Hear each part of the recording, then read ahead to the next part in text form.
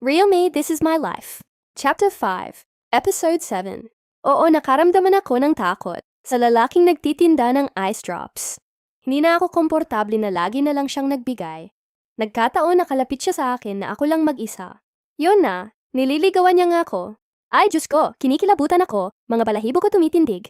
Ano ba alam ko sa mga bagay na yan? At isa pa matanda na siya. Grabe ang takot ko. 13 pa lang ako noon. Sa isip ko, baka yan ang kapalit kaya niya kami nilibre ng ice drop. Ano naman kaya ang susunod? Isang beses nakita ko na naman ang lalaki sa malayo pa lang. Sabi ko sa kapatid ko, Be, magligpit ka na ng mga gamit natin. Alis na tayo. Uuwi na tayo. Dalian mo, bilis! Tanong ni Baby sa akin. Te, bakit? Bakit tayo uwi maaga pa naman? Marami pang mga palay na mapupulot natin, sayang naman. At konti pa lang yung naipon nating palay. Sabi ko, basta magligpit ka na. Agad naman kaming umalis papalayo sa lalaki.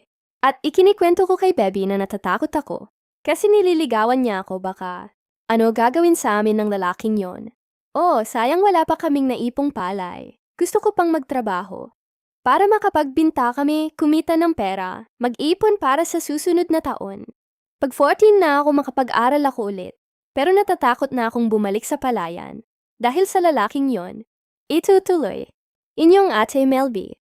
Maraming salamat.